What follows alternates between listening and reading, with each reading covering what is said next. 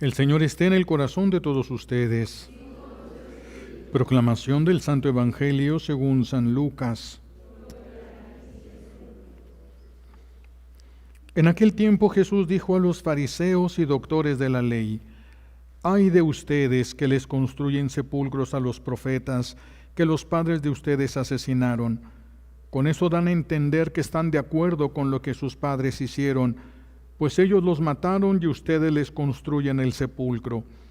Por eso dijo la sabiduría de Dios: yo les mandaré profetas y apóstoles, y los matarán y los perseguirán, para que así se le pida cuentas a esta generación de la sangre de todos los profetas que ha sido derramada desde la creación del mundo, desde la sangre de Abel hasta la de Zacarías, que fue asesinado entre el atrio y el altar.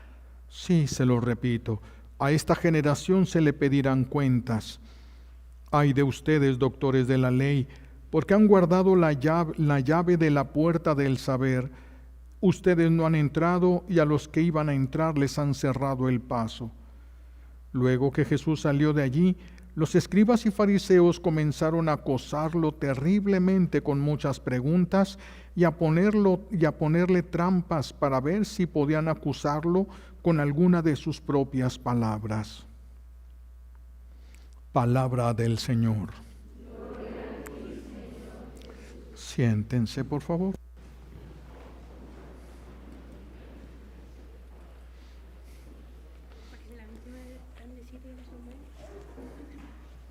Está bien, gracias.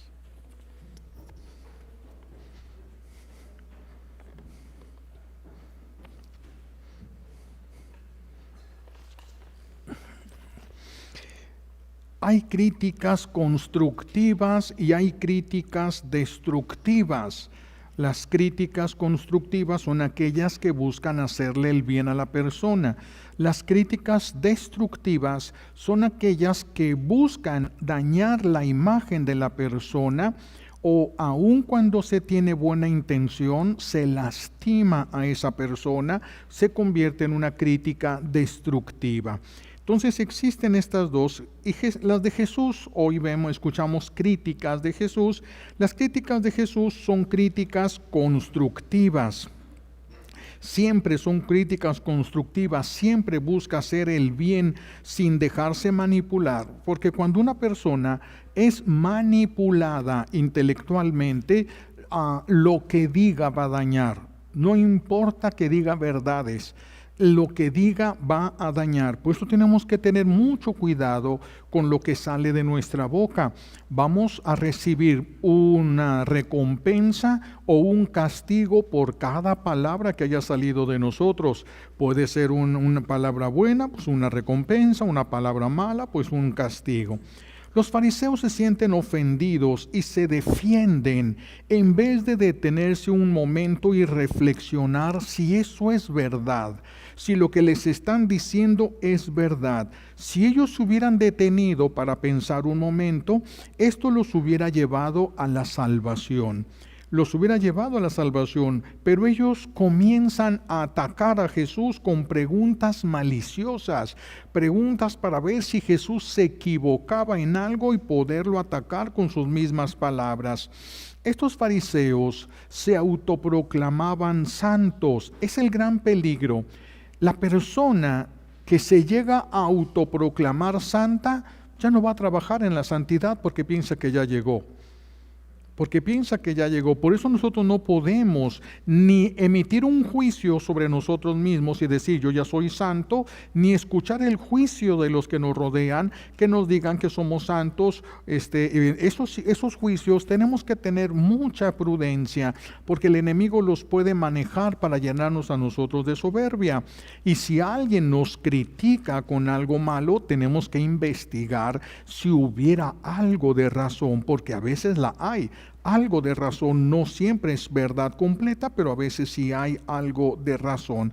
Pues estos fariseos, Jesús tenía toda la razón. Es lo que les está diciendo, tanto así que van a recurrir a la calumnia y a los falsos testimonios para matar a Jesús.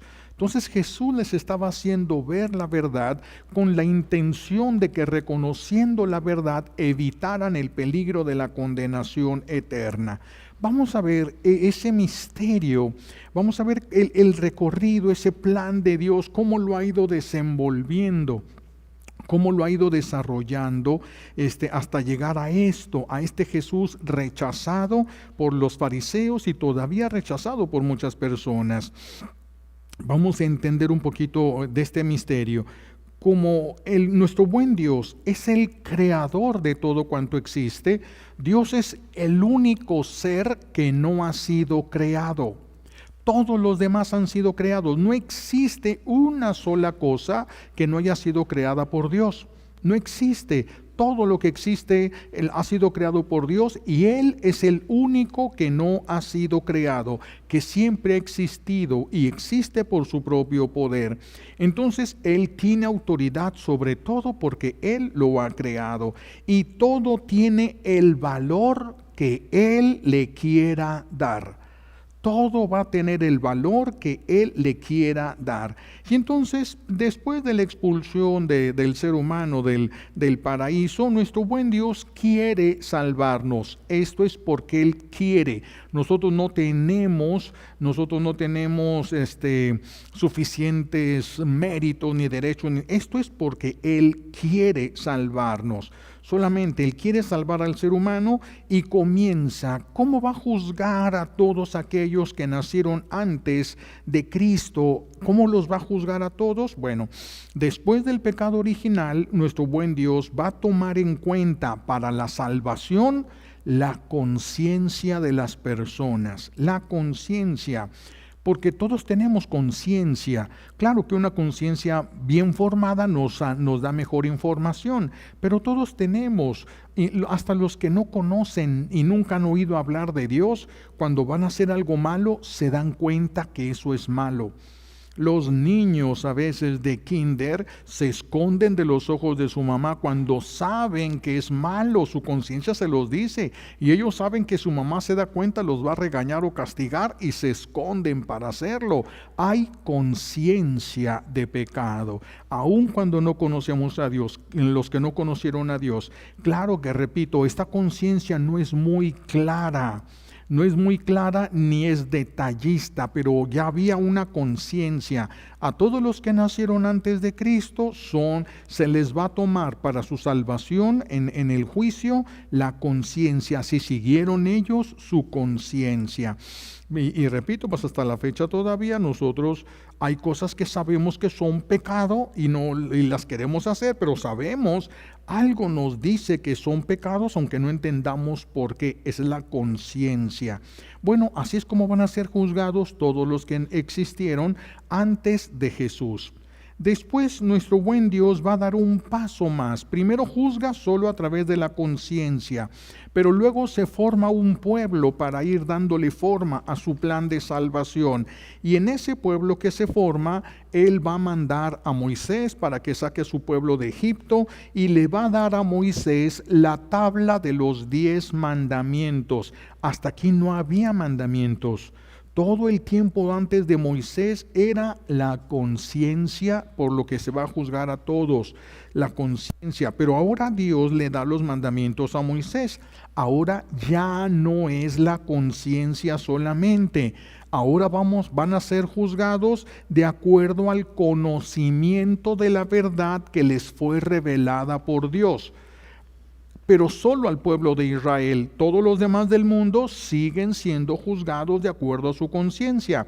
El pueblo de Israel ya no solo su conciencia, sino de acuerdo al conocimiento de la verdad que Dios les reveló. Pero si alguien de Israel dijera, es que yo no sabía, dame la razón por la que no sabías. Porque el pueblo de Israel fueron dadas las tablas a todo el pueblo de Israel. Por lo tanto, todos estaban obligados a cumplir con esos 10 mandamientos, las famosas tablas de la ley. Se le llaman tablas, pero fueron dadas en piedras, escritas ahí en piedras. Entonces ahora vean cómo ya no es la conciencia, sino el conocimiento de la verdad. Si cumplían los mandamientos, Él les regalaba la salvación. Al principio, después del pecado original, solo es la conciencia. ¿Por qué? Porque así lo quiso Dios. Y aquel que seguía su conciencia, ¿ya es suficiente para que se gane el cielo? No, Dios se lo regala. ¿Por qué? Porque quiso, no está obligado, porque quiso. Le da los mandamientos al pueblo de Israel. Ahora el cumplimiento de los mandamientos los va a llevar a la salvación a ellos.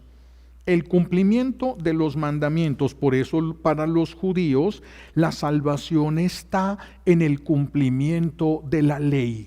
Cumple la ley y con eso te salvas. Con eso te salvas. ¿La ley tiene el poder de salvarnos? No. Dios quiso salvar a los que cumplieran su ley. Así quiso Dios aplicar la salvación en el pueblo de Israel a través del cumplimiento de los mandamientos divinos, solo porque así lo quiso Él. Porque el mero cumplimiento de la voluntad de Dios no nos salva.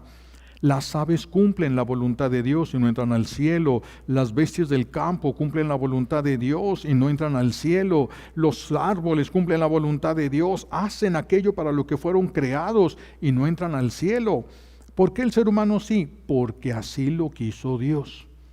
Quiso regalarle el cielo a aquellos del pueblo de Israel que cumplieran con los mandamientos de Él. Que cumplieran con los mandamientos. Si ellos cumplen, Dios les regala. No se ganaban el cielo.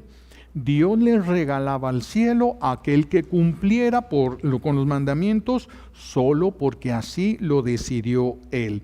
Esto es a lo que San Pablo le llama el tiempo de la paciencia de Dios. Dios tuvo paciencia hasta que llegara este tiempo. Si aplicaba algo más fuerte, nadie se hubiera salvado. Entonces diluye todo, lo mínimo indispensable, lo acepta para salvar a todos los que pudiera salvar antes de que naciera su Hijo. Antes de Cristo San Pablo le llama el tiempo de la paciencia de Dios, porque Dios está tolerando lo imperfecto. El cumplimiento de la ley, que para los israelitas eso sentían que era la salvación, pero les faltaba amor y eso es donde tronaban muchos. Los mandamientos, los bien cumplidos, los debieron de haber llevado al amor, pero cumplían un mandamiento solamente por cumplir y a veces para quedar bien. Por eso es que Dios toleraba muchas cosas imperfectas. Y entonces en este pueblo que Dios se formó a partir de Abraham, Dios cumple la promesa que le hizo a Adán, la promesa que Dios le hizo a Adán de enviarle un Salvador. Primero forma el pueblo, le habla al pueblo de las características del Salvador, características únicas, ¿verdad? Cuando venga el Salvador, los sordos van a oír, los mudos van a hablar, los cojos van a saltar y todos van a entender y son características que no se cumplen más que con Jesús. No se pueden cumplir de ninguna otra forma. Y luego las profecías del siervo doliente que reflejan toda la pasión de Jesús, aunque los israelitas lo aplicaban al sufrimiento del pueblo de Israel. Pero sí se puede aplicar, pero estas hablaban expresamente de Jesús. Entonces, en ese pueblo que Dios se formó y que quiso preparar, dándoles algo más que a los demás, dándole los 10 mandamientos, Dios cumple esa promesa hecha a Adán de enviar un Salvador. Y ahora, a partir de la llegada de Jesús, solo es posible la salvación por la fe en Jesucristo. Ya no la conciencia sola, ya no los mandamientos, el cumplimiento de los mandamientos, sino la fe en Jesucristo. Creer que Jesús es el enviado del Padre, porque Dios lo demostró hablando cómo iba a ser y qué iba a suceder en tiempos de su Hijo. Nadie sabía que era su Hijo, pero ahora lo sabemos. después de la resurrección, porque nadie ha resucitado por su propio poder. Un muerto nunca ha resucitado por su propio poder, eso solamente lo hizo Jesús. Y Él resucitó a otros, pero nadie había resucitado. Él es. Entonces tenemos todos los elementos para poder demostrar que Jesús es el enviado del Padre, que es el único mediador entre el Padre y nosotros. Jesús es el único. La Santísima Virgen es mediadora entre su Hijo y nosotros. Ella es mediadora entre su Hijo por el lugar que Dios Padre le dio en el plan de la salvación a ella. Entonces Jesús se vuelve el único mediador, quien volviéndose víctima en la cruz, nos redimió a nosotros y nos mereció la gracia de la justicia, la gracia de la salvación. Ahora la salvación, si se dan cuenta, no viene de seguir la conciencia, ni viene del cumplimiento de la ley. Ahora la salvación depende de que reconozcas al enviado del Padre, de que reconozcas a aquel a quien Dios Padre envió para nuestra salvación. Y lo aceptes la salvación del Padre que viene a través de su Hijo. Ya no hay forma de que el ser humano pueda ganar el cielo, no hay manera ya. No es por nuestros propios esfuerzos, no es por conseguir la conciencia, no es por cumplir los 10 mandamientos, ya no es nuestros esfuerzos, ya no tienen ningún valor. Ahora es la unificación con Cristo. Es el único camino que existe ahorita de salvación, la unificación de nosotros con Cristo. Por la gracia, nuestro buen Dios nos ha adoptado a través del bautismo y nos hemos convertido en el Hijo de Dios. Por eso decimos, somos hijos de Dios, lo decimos en plural, pero en realidad somos el Hijo de Dios, porque somos el cuerpo de Cristo. Y el que no es cuerpo de Cristo, ¿cómo entra a la casa del Padre? Porque nosotros no vamos a entrar al cielo para estar como los ángeles. Nosotros vamos a entrar como hijos al cielo, vamos a entrar como hijos. Y esto es porque somos el cuerpo místico de Jesús, por el bautismo, no por nuestros méritos, no por nuestro arrepentimiento, no por nuestras obras, no por cumplir los 10 mandamientos, por el bautismo. ¿Acaso los bebés que nosotros bautizamos cumplen los 10 mandamientos? Ni los conocen. ¿Por qué se bautizan? Porque es la participación de la gracia. Los adultos la piden, los papás la piden, la gracia, que mi hijo sea hijo de Dios. Es lo más grande que se le puede ofrecer a un niño. Entonces, por la gracia nos convertimos en hijos de Dios. Nos convertimos en miembros vivientes de Cristo. Somos Él. Algunos son sus ojos, otros son sus manos, otros son los pies. Los que son los pies son como los misioneros, son los que caminan por el mundo llevándolo a Él, y así cada parte del cuerpo representa algo. Somos cuerpo de Cristo, somos miembros vivientes de Cristo y participamos por lo tanto de sus méritos. Los méritos de nosotros no nos alcanzan para nada, en cambio los méritos de Jesús son méritos divinos. Por eso los méritos de Jesús alcanzan para todo y sobra. Entonces ahora, como nosotros somos el cuerpo de Cristo, esos méritos que antes eran inútiles porque no tenían ya ningún valor, ahora el valor está en la unión con Cristo, y Cristo nos participa de sus méritos. Con esos unge, cubre, tapa nuestros méritos inútiles para darles su mérito. Por eso es que ahora nuestros actos tienen mérito por la sangre de Cristo, porque Él nos participa. Si estamos nosotros unidos a Jesús, sus méritos, los méritos de Jesús, hacen que los méritos de nosotros tengan valor. Por eso el que está retirado de Cristo, el que no está teniendo la vida en Cristo, entonces estos no tienen valor en lo que hacen, no pueden encontrar valor. El que está es una rama que se arranca del árbol. ¿Qué pasa cuando una rama se arranca y solamente queda colgada de la corteza? se seca. Una rama no tiene de dónde agarrar vida, agarra la vida del tronco. Igual nosotros, alguien que está, lo cortaron o nunca ha sido injertado en Cristo, que es el tronco vivo. Nosotros venimos de un tronco muerto, Adán, es un tronco que murió, que perdió la vida. Entonces ahora tenemos que injertarnos en Cristo para tener vida de Cristo, la vida de Él en nosotros. Por eso, sin Él, nada de lo que hacemos tiene valor. ¿Qué dijo Jesús? El que no recoge conmigo, desparrama, se le cae, se le tira, no sirve. El que no recoge conmigo, desparrama. Solo en unión con Cristo hay posibilidades de salvación, porque el Señor nos va a hacer ver qué tanta unión tuvimos con Él. Por eso San Pablo concluye que solo seremos justificados por la fe. Los judíos decían, el puro cumplimiento de la ley. No, dice San Pablo, eso ya pasó.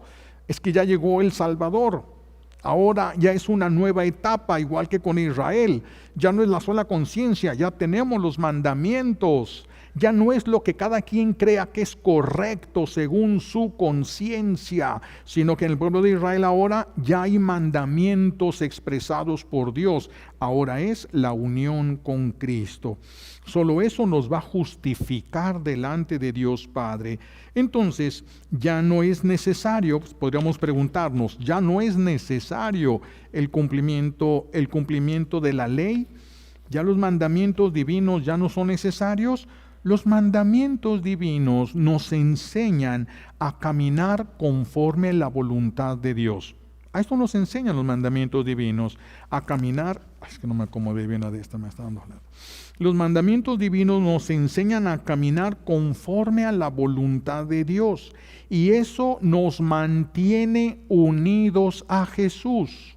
Ya no es mi conciencia la que me une a Jesús, sino los mandamientos no me salvan, permiten que yo permanezca unido a Jesús, tomando la vida de Jesús. Ese es el valor que ahora tienen los mandamientos.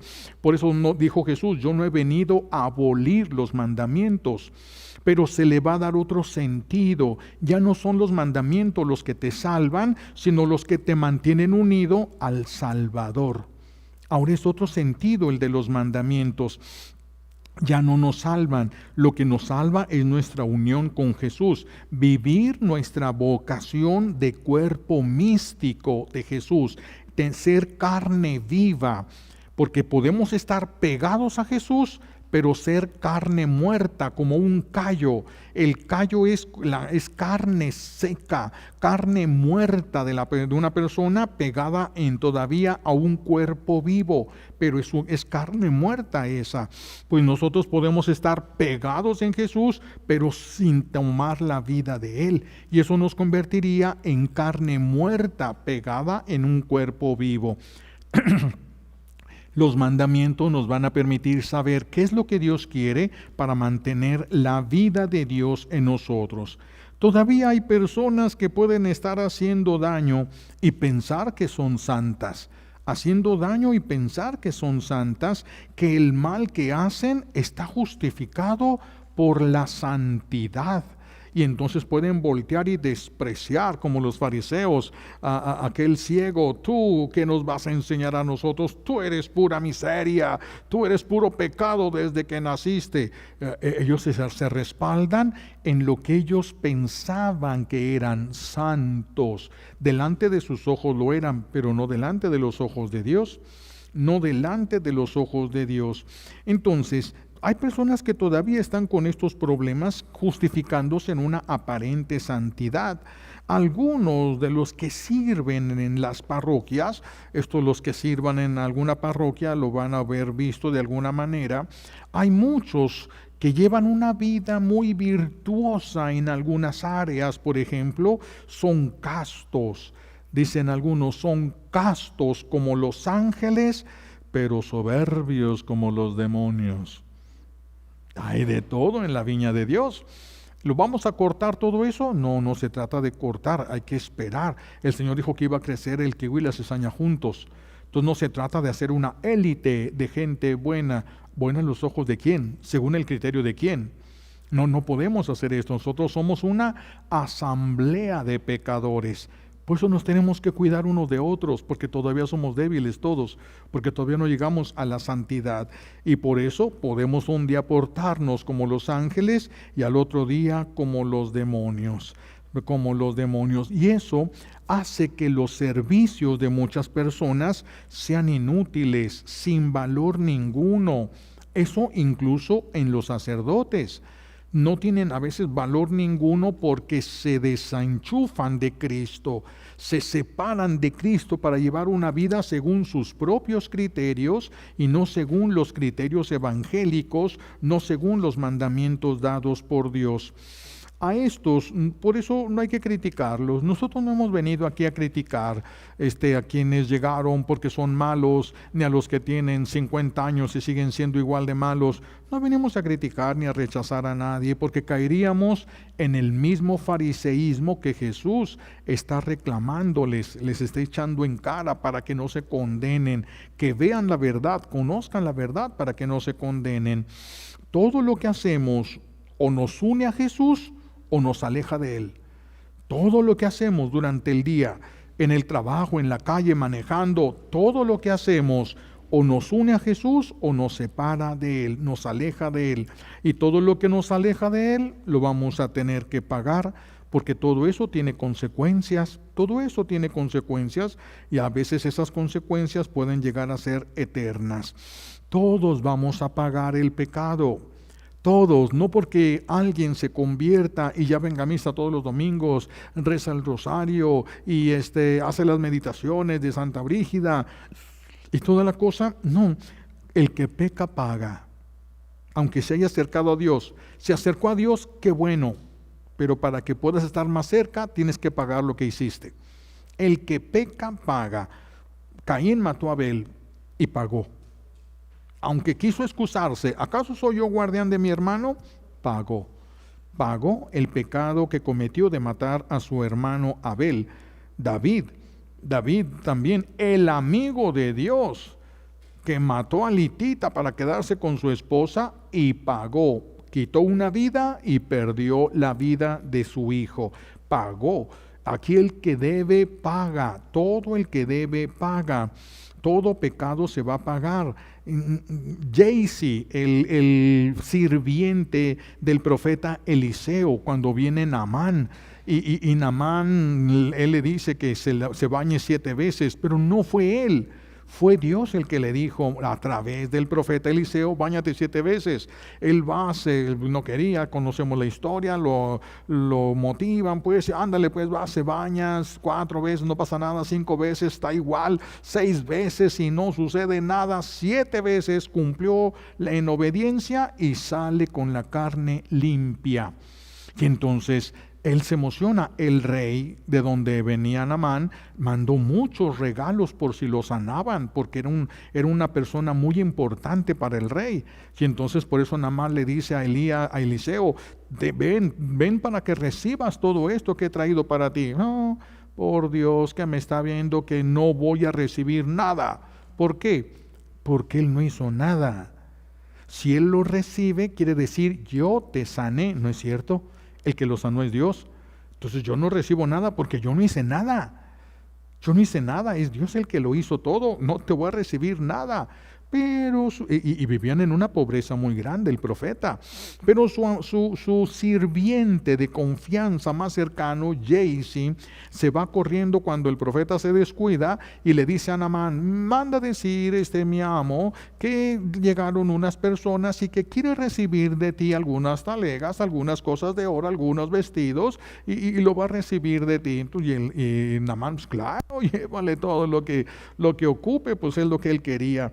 Y cuando llega, le dice Eliseo, ¿dónde estabas? Y él, no, pues aquí estuve, no he salido nada. ¿Qué no fue mi espíritu junto a ti cuando fuiste con Naamán a pedirle las cosas? Pues por esto que has hecho, no lo hizo él, no lo hizo Eliseo, lo hizo Dios. Por esto vas a sufrirlo y tienes que pagarlo, y queda lleno de lepra. Todos pagan, aunque tengas buena intención. Haces el mal por una buena intención, pero haces el mal, lo tienes que pagar. Lo tienes que pagar, todo se paga.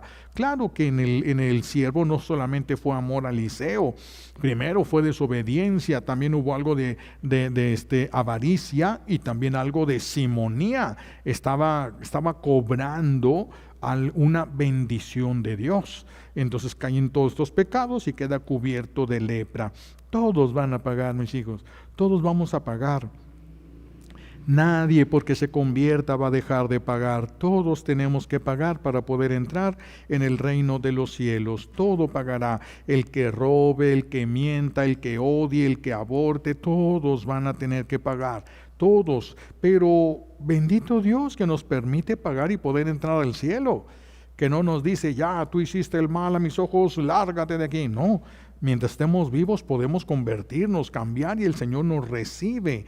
Bendito Dios, esto es una gracia extraordinaria para nosotros. En cambio, el que no se convierta, pues un día va a escuchar, aléjense de mí, ustedes que hicieron el mal, y se perderá todo. Entonces no existe pecado que no se tenga que pagar.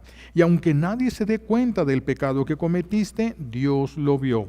Sea papa, cardenales, arzobispos, obispos, sacerdotes, diáconos, religiosos, religiosas, bautizados en general, sea quien sea, que tenga fe o que no tenga fe, que sea católico o no sea católico, el que peca paga su pecado, las consecuencias de su pecado. Aquí no, delante de Dios no importan los honores y no importan las jerarquías que nosotros tengamos, porque nadie es más grande que Dios.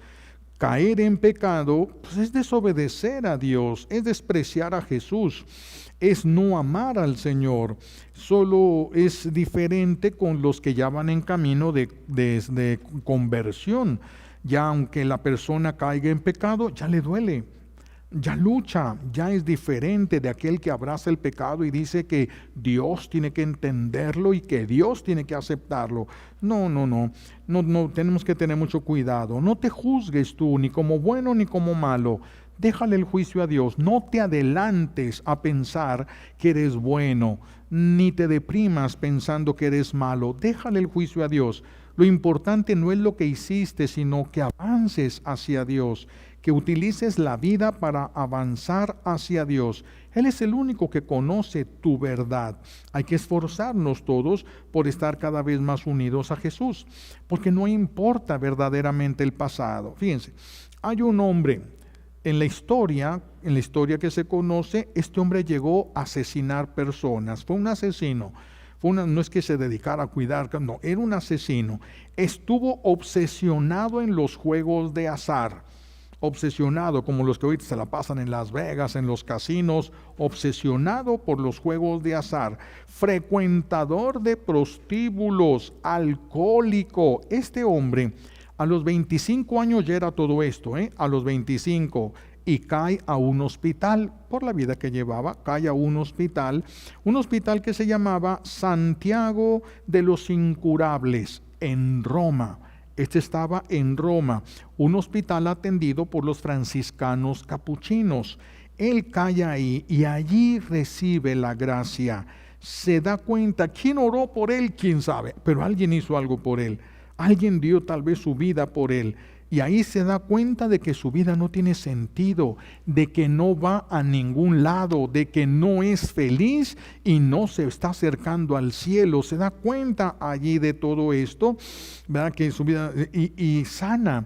Él sanó y se queda a trabajar allí en el hospital. Este hombre con todo ese historial se queda a trabajar en el hospital limpiando, mapeando, como le llaman allá en el sur, trapeando se le llama allá en el sur. Bueno, se quedó ahí haciendo limpieza en el hospital. Luego lo hicieron tesorero, vieron que era bueno para las cuentas, lo hicieron tesorero y luego lo hicieron maestro de esa casa, del hospital, y después él empieza a decir, bueno, ¿por qué no consagrado a Dios? Esto mismo, pero consagrado a Dios, ya había dejado todo el pecado, pero mucho pecado, pero ya lo había dejado. Y fue recibido este hombre en el convento de los capuchinos, y allí inicia él ese camino de conversión, de redención, con una fuerza más, con un compromiso más fuerte hacia Dios. Descubre ahí su vocación. Su vocación, ¿cuál era la vocación? ¿A qué lo llamaba Dios? A dar su vida cuidando a los enfermos que estuvieran peor, ¿sí? A los hombres, a las personas con enfermedades más graves, más repugnantes o que ya fueran incurables. A esos el Señor le pidió que diera su vida a Dios a través del cuidado de los enfermos. A él eso se lo pidió a él, eso no se lo pide a todos, ¿verdad? A otros les pide otras cosas.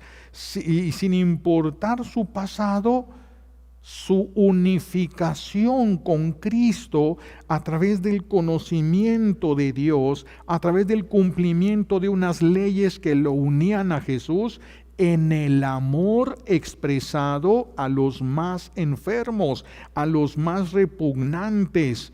Y después la historia lo conoció como San Camilo de Lelis.